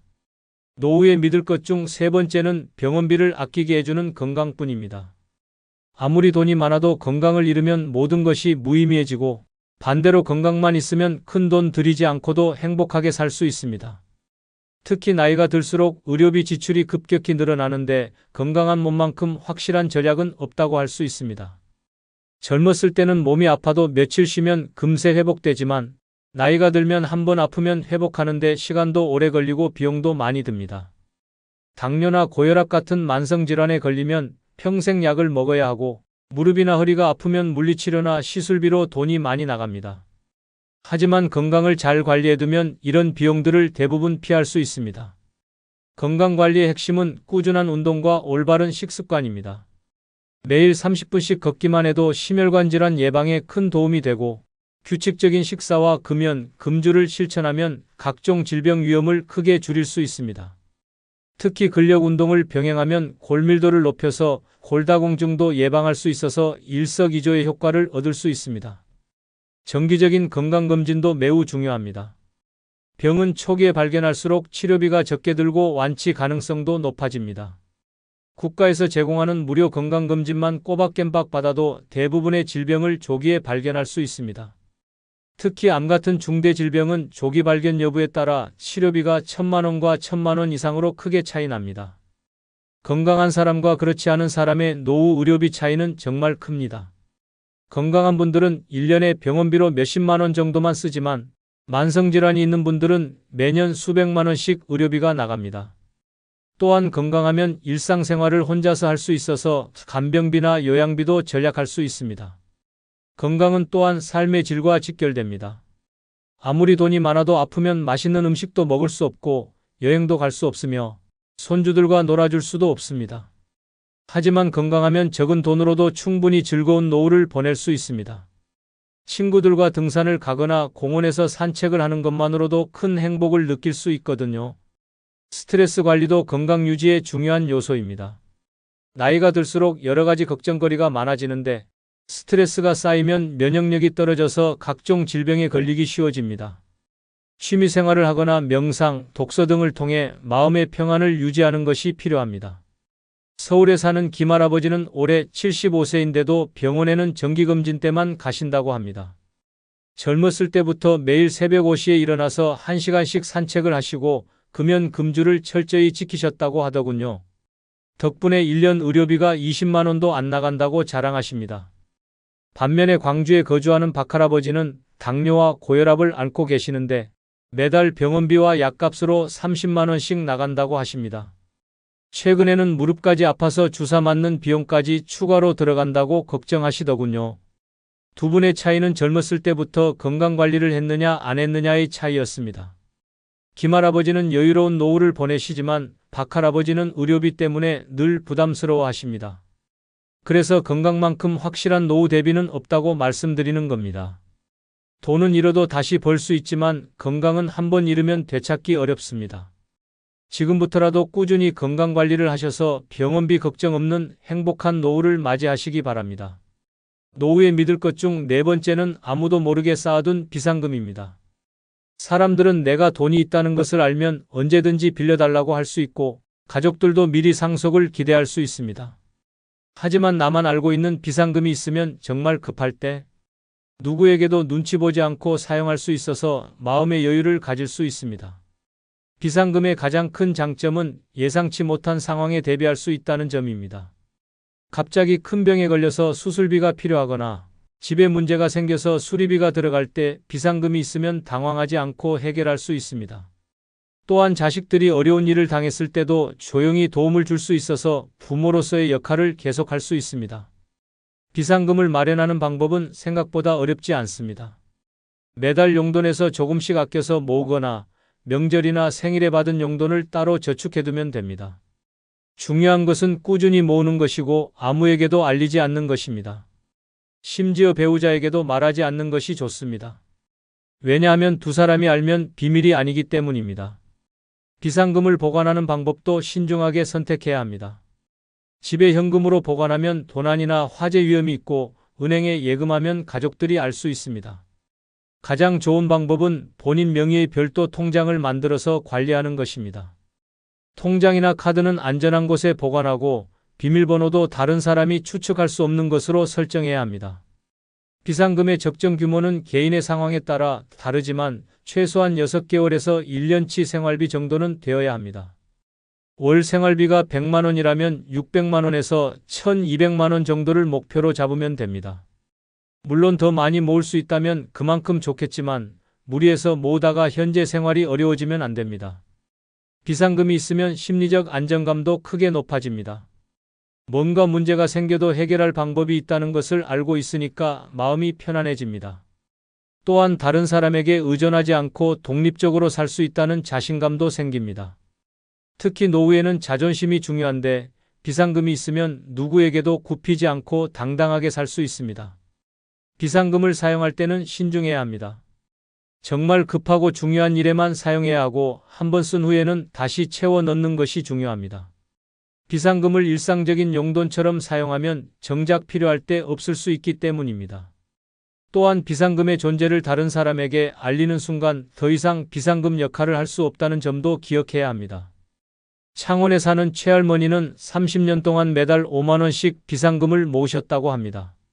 처음에는 작은 금액이었지만 시간이 지나면서 1,800만 원이라는 큰 돈이 되었습니다. 몇 년 전 갑자기 백내장 수술을 받아야 했을 때도 이 비상금 덕분에 자식들에게 부담을 주지 않고 해결할 수 있었다고 하시더군요. 또한 손주 결혼식 축의금도 이 돈으로 넉넉하게 준비했다고 자랑하십니다. 반면에 제주도에 거주하는 강할아버지는 모든 돈을 가족들과 공유해서 쓰시는데 최근 치과 치료비가 필요해졌을 때 자식들에게 돈을 달라고 부탁하기가 너무 미안하고 눈치가 보인다고 하십니다. 두 분의 차이는 남몰래 비상금을 준비했느냐 안 했느냐의 차이였습니다. 그래서 비상금만큼 든든한 노후 대비는 없다고 말씀드리는 겁니다. 사람들은 변할 수 있어도 내가 모은 돈만큼은 절대 나를 배신하지 않습니다. 아무도 모르게 차곡차곡 쌓아둔 비상금이야말로 노후의 가장 든든한 보험이자 마지막 보루라고 할 수 있습니다. 노후에 믿을 것 중 5번째는 스스로 조용히 정리한 인간관계입니다. 나이가 들수록 사람을 가려서 만나야 하고 진짜 소중한 사람들만 곁에 두는 것이 현명합니다. 젊었을 때는 많은 사람들과 어울리는 것이 좋다고 생각했지만 노후에는 질보다 양이 훨씬 중요합니다. 몇 명 안 되더라도 진심으로 나를 아끼는 사람들과 함께하는 것이 행복한 노후의 비결입니다. 인간관계를 정리한다는 것은 나에게 도움이 되지 않거나 스트레스를 주는 사람들과는 거리를 두는 것을 의미합니다. 돈만 빌려가고 갚지 않는 사람, 만날 때마다 불평불만만 늘어놓는 사람, 나쁜 소문을 퍼뜨리는 사람들과는 과감히 인연을 끊어야 합니다. 이런 사람들과 계속 어울리면 내 마음만 상하고 에너지만 소모됩니다. 반대로 진짜 소중한 사람들은 더욱 챙겨야 합니다. 어려울 때 진심으로 위로해주는 친구, 건강을 걱정해주는 이웃, 정기적으로 안부를 묻는 지인들은 노후에 정말 귀한 존재들입니다. 이런 분들과는 자주 연락하고 만나서 관계를 더욱 돈독하게 유지해야 합니다. 때로는 먼저 안부를 묻고 생일이나 기념일을 챙겨주는 것도 좋은 방법입니다. 가족 관계도 마찬가지로 정리가 필요합니다. 자식들 중에서도 효도하는 자식과 그렇지 않은 자식이 있고 친척들 중에서도 진심으로 대해주는 사람과 이용만 하려는 사람이 있습니다. 혈연관계라고 해서 무조건 좋게 대할 필요는 없습니다. 나를 존중하고 아껴주는 가족들에게는 더 많은 사랑을 주고 그렇지 않은 가족들과는 적당한 거리를 유지하는 것이 현명합니다. 인간관계 정리의 핵심은 조용히 하는 것입니다. 크게 소란을 피우거나 감정적으로 대응하면 안 됩니다. 단지 연락 횟수를 줄이고 만남을 자연스럽게 피하면 됩니다. 상대방이 연락해도 바쁘다는 핑계로 만남을 미루거나 짧게 만나고 헤어지는 방식으로 거리를 둘 수 있습니다. 시간이 지나면 자연스럽게 관계가 멀어집니다. 좋은 인간관계를 유지하는 것도 기술이 필요합니다. 너무 자주 만나면 부담스러워할 수 있고 너무 뜸하게 만나면 관계가 소원해질 수 있습니다. 적당한 빈도로 만나고 만날 때는 즐겁게 시간을 보내는 것이 중요합니다. 또한 서로에게 부담을 주지 않는 선에서 도움을 주고받는 것도 필요합니다. 특히 노후에는 새로운 인간관계를 만드는 것보다 기존 관계를 잘 관리하는 것이 더 중요합니다. 나이가 들수록 새로운 사람들과 친해지기가 어려워지고 서로의 성격이나 습관이 맞지 않을 가능성도 높아집니다. 그보다는 오랫동안 알고 지낸 사람들 중에서 진짜 좋은 사람들만 골라서 더 깊은 관계로 발전시키는 것이 현실적입니다. 울산에 사는 송할아버지는 5년 전부터 인간관계를 대대적으로 정리하셨다고 합니다. 젊었을 때는 100명 넘게 연락하고 지냈는데 지금은 정말 소중한 10명 정도만 만나신다고 하더군요. 돈 빌려달라고만 하던 친구들, 만날 때마다 험담만 하던 지인들과는 자연스럽게 거리를 두셨다고 합니다. 덕분에 지금은 스트레스도 줄어들고 진짜 좋은 사람들과만 즐거운 시간을 보내고 계십니다. 반면에 포항에 거주하는 윤할머니는 좋지 않은 사람들과도 계속 어울리시는데 만날 때마다 기분이 상하고 돌아와서 혼자 속상해 하신다고 합니다. 심지어 돈까지 빌려주고 못 받은 일이 여러 번 있어서 후회하고 계시더군요. 두 분의 차이는 인간관계를 정리했느냐 안 했느냐의 차이였습니다. 그래서 인간관계 정리만큼 중요한 노후 준비는 없다고 말씀드리는 겁니다. 좋은 사람들과 함께하면 마음도 편안하고 삶의 질도 높아집니다. 스스로 조용히 정리한 깔끔한 인간관계야말로 노후의 가장 소중한 자산이라고 할 수 있습니다. 마지막으로 이 5가지를 모두 준비한 분의 이야기를 들려드리겠습니다. 전주에 사는 77세 박할머니는 정말 행복한 노후를 보내고 계십니다. 매달 25일이면 국민연금 90만 원과 개인연금 50만 원이 어김없이 들어오고 30년 전에 마련한 작은 아파트 덕분에 주거비 걱정도 없습니다. 젊었을 때부터 꾸준히 운동하고 금연금주를 실천해서 지금도 큰 병 없이 건강하게 지내시고 아무도 모르는 비상금 2천만 원도 차곡차곡 모아두셨습니다. 무엇보다 인간관계를 깔끔하게 정리해서 진짜 좋은 사람들하고만 어울리십니다. 매주 화요일에는 동갑내기 친구 3명과 등산을 하고 목요일에는 이웃 할머니들과 수다를 떨며 즐거운 시간을 보냅니다. 자식들도 한 달에 한 번씩 안부를 묻고 명절 때마다 찾아와서 효도를 다합니다. 박할머니는 이렇게 말씀하십니다. 젊었을 때 5가지를 차근차근 준비해놔서 지금 이렇게 편안하게 살고 있어요. 연금으로 생활비 걱정 없고 내 집이 있어서 마음 편하고 건강해서 병원비 안 들고 비상금 있어서 든든하고 좋은 사람들과만 어울려서 외롭지도 않아요. 누구에게 손 벌리지 않고 당당하게 살 수 있어서 정말 감사합니다. 이처럼 5가지만 제대로 준비하면 누구나 박할머니처럼 행복한 노후를 보낼 수 있습니다. 사람에게 의존하지 말고 이 5가지를 믿고 준비하시기 바랍니다. 여러분의 노후가 박할머니처럼 당당하고 행복하기를 진심으로 응원합니다. 그리고 여러분 마지막으로 한 가지 부탁드립니다. 영상 아래에 나오는 아무 제품을 한 번씩 클릭해 주시기 바랍니다. 그럼 그 이후 24시간 안에 여러분이 쿠팡에서 물건을 구매하시면 저의 채널에 약간의 수수료가 발생합니다. 이렇게 간접 후원해 주시면 감사하겠습니다. 여러분, 지금 당장 거울을 보세요. 거울 속 얼굴에 진짜 행복이 보이시나요? 아니면 평생 남을 위해 살아온 피로가 가득한가요? 70세의 어떤 분들은 혼자 살면서도 누구보다 행복하고 자유로운 분들이 있어요. 반면에 자식도 있고 돈도 많은데 매일 불안해하고 외로운 분들도 있죠. 누가 더 행복할까요? 그 차이가 뭔지 아세요? 오늘 제가 알려드릴 이 5가지만 준비하면 자식 눈치 안 보고 돈 걱정 안 하고 누구한테도 의존하지 않는 완전히 자유로운 삶을 살 수 있어요. 하지만 99%의 사람들이 이 진실을 모르고 있어요. 특히 3번째는 정말 충격적이에요. 대부분의 부모님들이 평생 반대로 살아왔거든요. 마지막 5번째는 이것 없이는 앞에 4가지가 모두 무너질 수 있는 가장 중요한 비밀이에요. 이 영상이 도움이 되셨다면 구독 버튼과 좋아요 버튼 꾹 눌러주시고 같은 고민을 하는 주변 분들께 공유도 해주세요. 그럼 첫 번째부터 시작해 볼까요? 첫 번째는 생활비 최소 10년치 현금을 확보하는 것입니다. 10년치 현금이라니 그게 말이 되나요? 하고 생각하실 수 있지만 이것이야말로 진짜 자유로운 노후를 보장하는 비결이에요. 먼저 현실적으로 계산해 보겠습니다. 혼자 살면서 한 달에 드는 최소 생활비가 얼마나 될까요? 집세, 식비, 병원비, 통신비, 교통비를 모두 합치면 보통 120만 원에서 150만 원 정도 필요해요.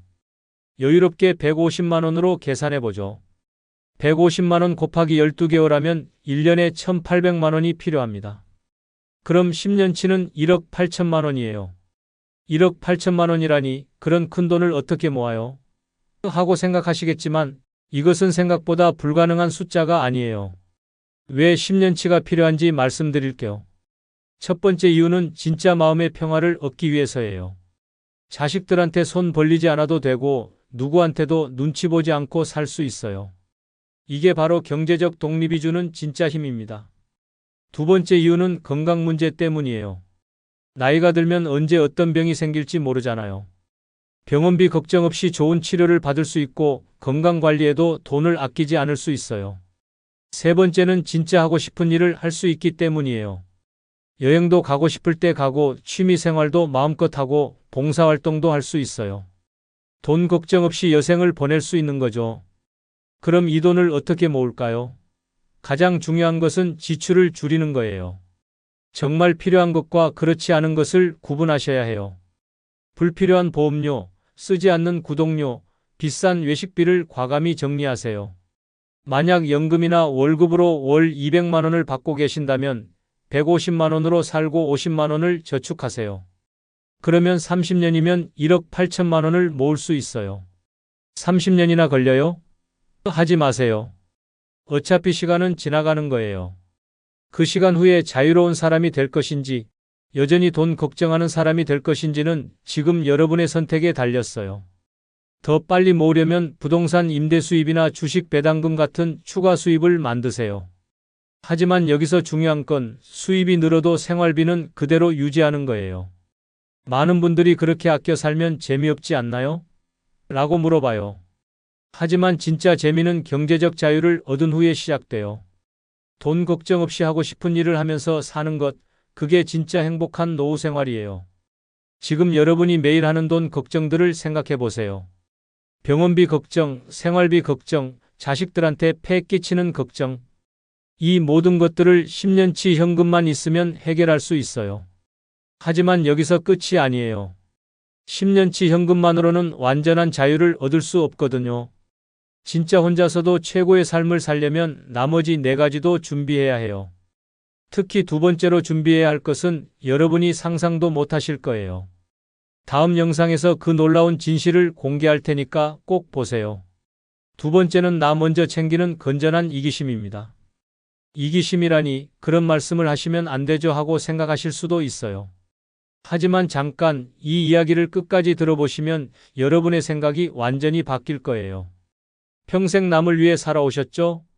젊을 때는 부모님을 위해, 결혼해서는 배우자와 자식을 위해, 직장에서는 회사를 위해 살아오셨어요. 그런데 지금 여러분을 위해서는 누가 살고 있나요? 아무도 없어요. 바로 여기에 문제가 있습니다. 건전한 이기심이란 무엇일까요? 이것은 나쁜 이기심이 아니에요. 남에게 피해를 주면서 내 이익만 챙기는 게 아니라 나 자신을 소중히 여기고 내 필요를 먼저 채우는 거예요.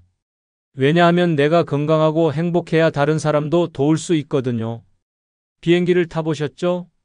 비상시 산소 마스크가 떨어지면 어떻게 하라고 안내방송이 나오나요? 자신이 먼저 착용한 후에 다른 사람을 도우라고 해요. 왜 그럴까요? 내가 먼저 안전해야 다른 사람을 구할 수 있기 때문이에요. 인생도 마찬가지예요. 많은 분들이 평생 이런 식으로 살아오셨어요. 자식이 대학 등록금이 필요하다고 하면 본인 적금을 깨서 주고, 며느리가 뭔가 사달라고 하면 본인 용돈을 아껴서 사주고, 손자 손녀 용돈 달라고 하면 본인 병원비를 아껴서 주고 말이에요. 하지만 그 결과가 어떻게 됐나요? 자식들은 부모가 희생하는 게 당연하다고 생각하게 됐고, 여러분은 정작 본인을 위한 시간과 돈은 하나도 없게 됐어요. 이게 과연 옳은 일일까요?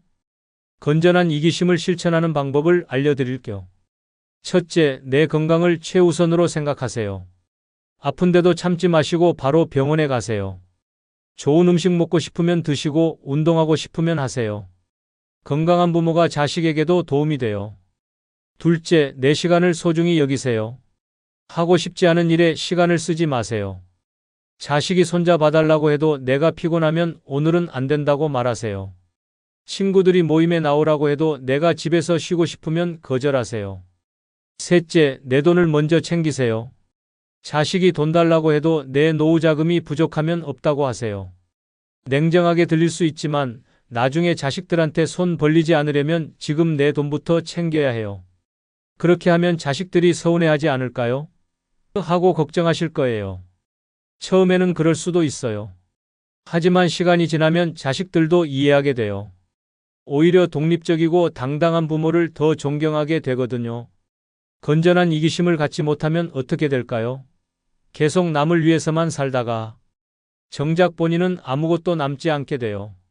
늙어서 아프고 외롭고 가난해져도 누구 하나 진심으로 도와주지 않아요. 왜냐하면 모든 사람이 여러분의 희생을 당연하게 생각하게 됐거든요. 반대로 건전한 이기심을 가지면 어떻게 될까요?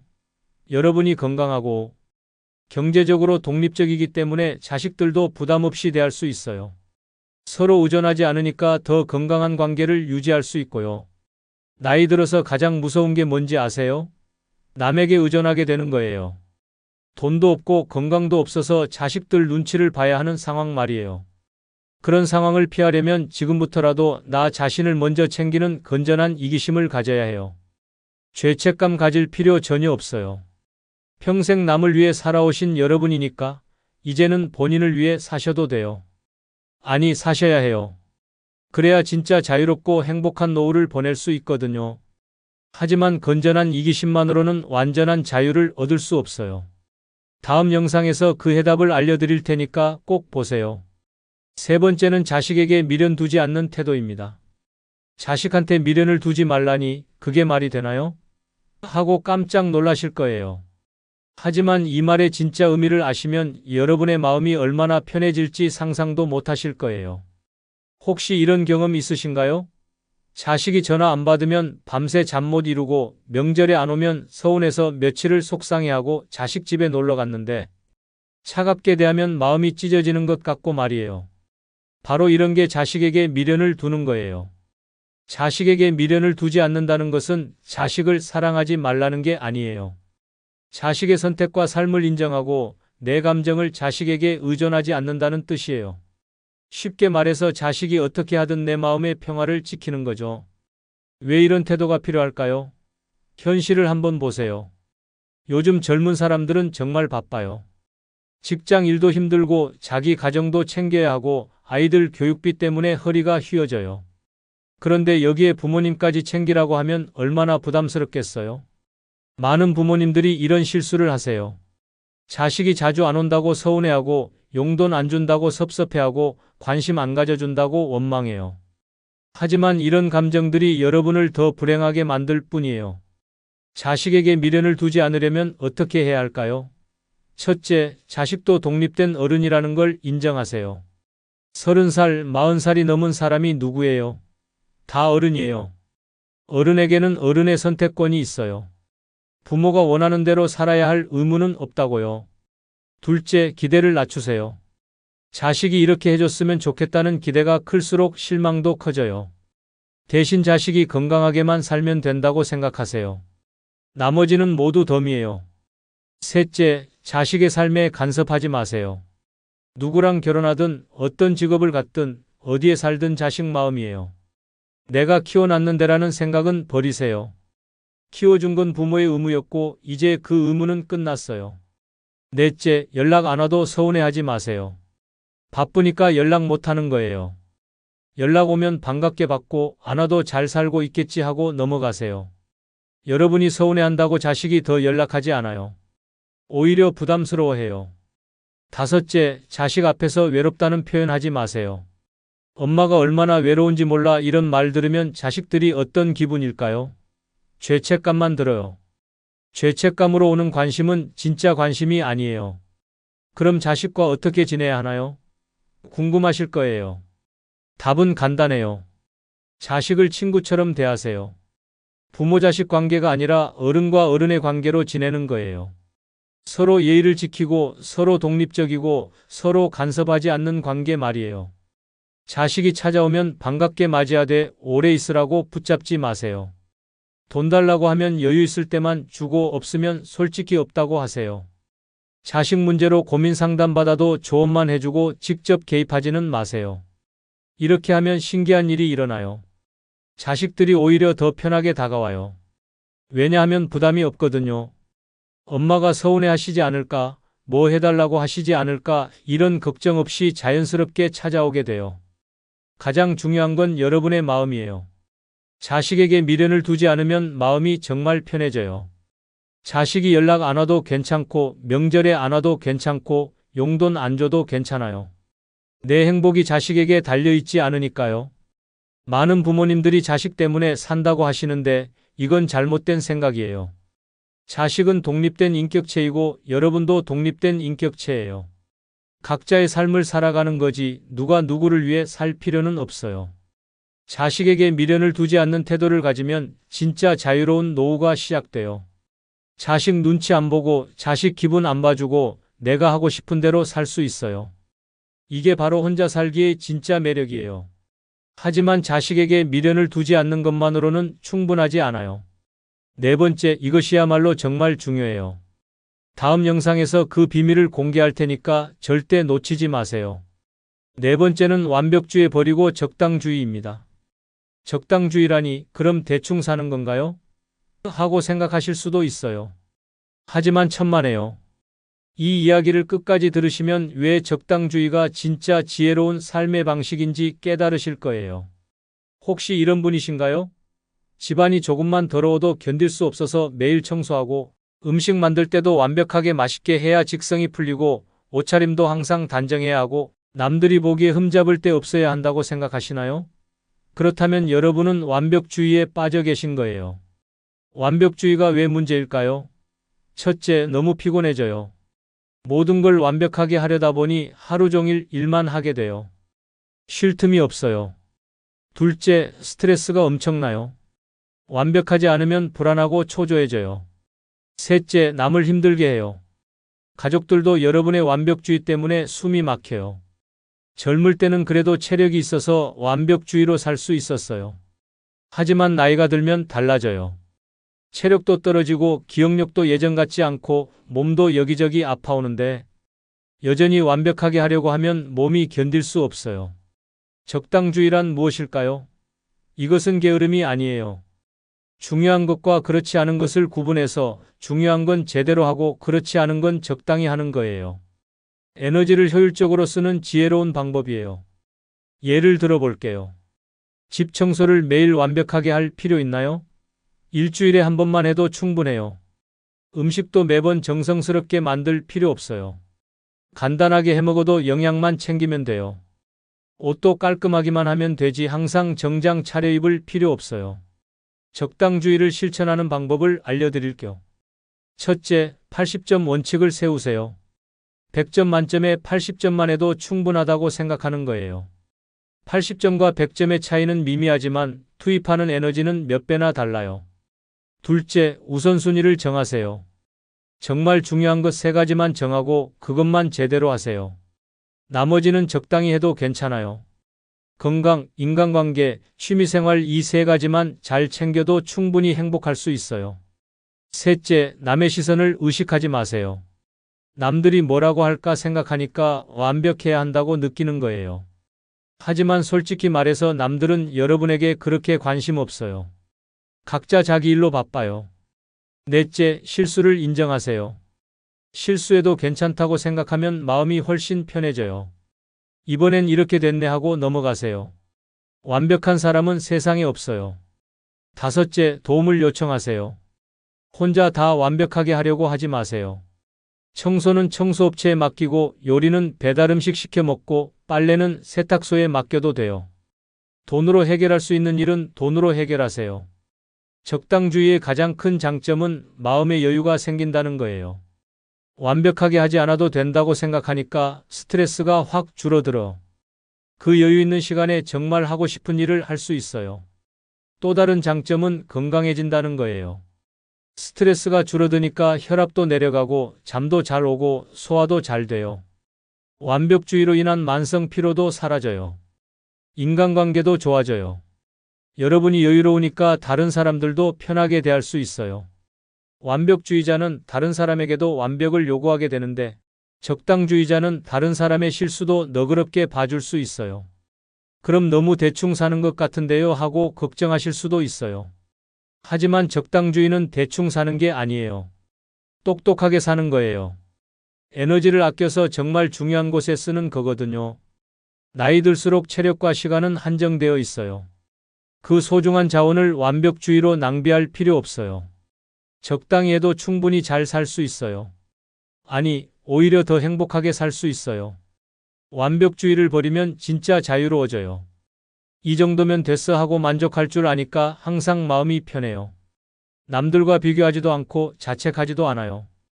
그냥 내 속도대로, 내 방식대로 살아갈 수 있어요. 하지만 적당주의만으로도 완전한 자유는 얻을 수 없어요. 마지막 5번째가 가장 중요한데 이것을 모르면 앞에 4가지를 다 갖춰도 소용없으니까 다음 영상을 꼭 보세요. 마지막 비밀이 여러분의 인생을 완전히 바꿀 거예요. 5번째는 매일 30분 이상 걷기 습관 만들기입니다. 걷기가 그렇게 중요한가요? 하고 생각하실 수도 있어요. 하지만 이것이야말로 앞에 4가지를 모두 무너뜨릴 수 있는 가장 무서운 적이자 동시에 여러분을 구원해줄 가장 강력한 무기예요. 혹시 이런 일상을 보내고 계신가요? 아침에 일어나서 TV 앞에 앉아서 뉴스 보고 점심 먹고 또 소파에 누워서 드라마 보고 저녁 먹고 또 TV 보다가 잠자리에 드시나요? 하루 종일 앉아서 누워서만 지내시나요? 그렇다면 정말 위험한 상황이에요. 왜 걷기가 이렇게 중요할까요? 첫째, 건강이 모든 것의 기초이기 때문이에요. 아무리 돈이 많아도 마음가짐이 좋아도 몸이 아프면 아무것도 할 수 없어요. 병원에만 다니게 되고 약값으로 돈은 다 나가고 고통 때문에 마음도 우울해져요.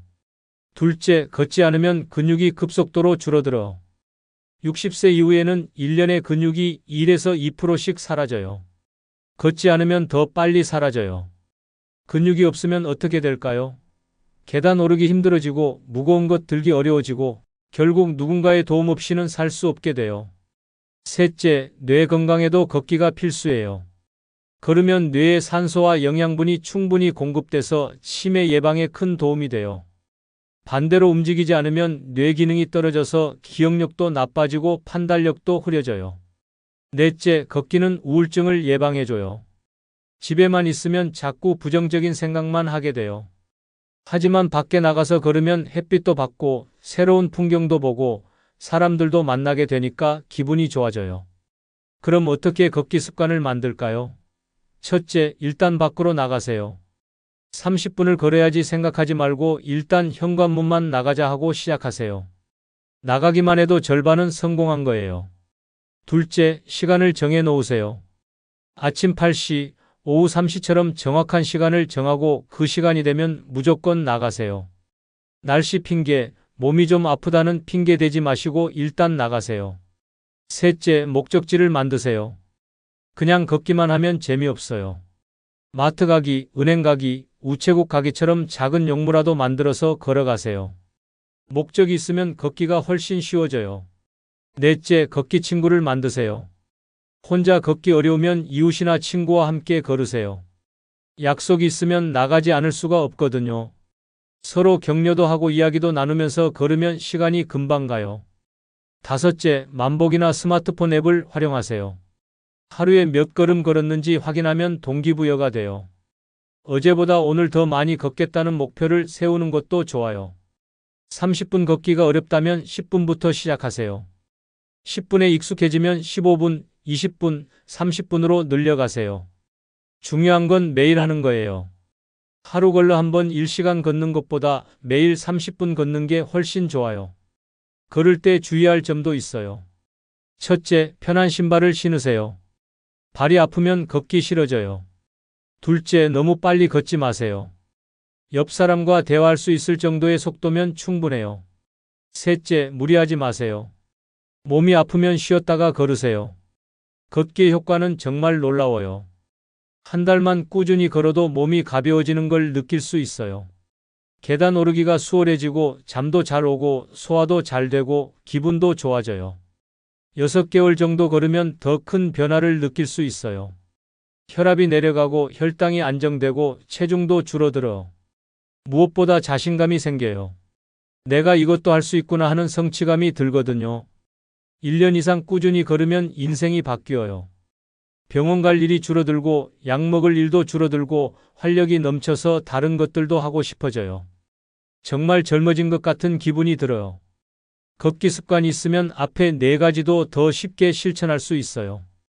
건강하니까 10년치 생활비도 덜 걱정되고 자신감이 있으니까 건전한 이기심도 갖기 쉽고 마음이 여유로우니까 자식에게 미련 두지 않기도 쉽고 체력이 있으니까 적당주의로 살아도 충분해요. 반대로 걷지 않으면 어떻게 될까요? 건강이 나빠져서 병원비로 돈은 다 나가고 우울해져서 자식들한테 짜증내고 완벽주의로 스트레스 받고 결국 혼자 사는 게 불가능해져요. 매일 30분 걷기, 이것이야말로 진짜 자유로운 혼자 살기의 핵심이에요. 이 5가지를 모두 갖추면 정말 누구보다 행복하고 자유로운 노후를 보낼 수 있어요. 오늘부터 당장 시작하세요. 미루지 마세요. 여러분의 남은 인생이 달렸어요.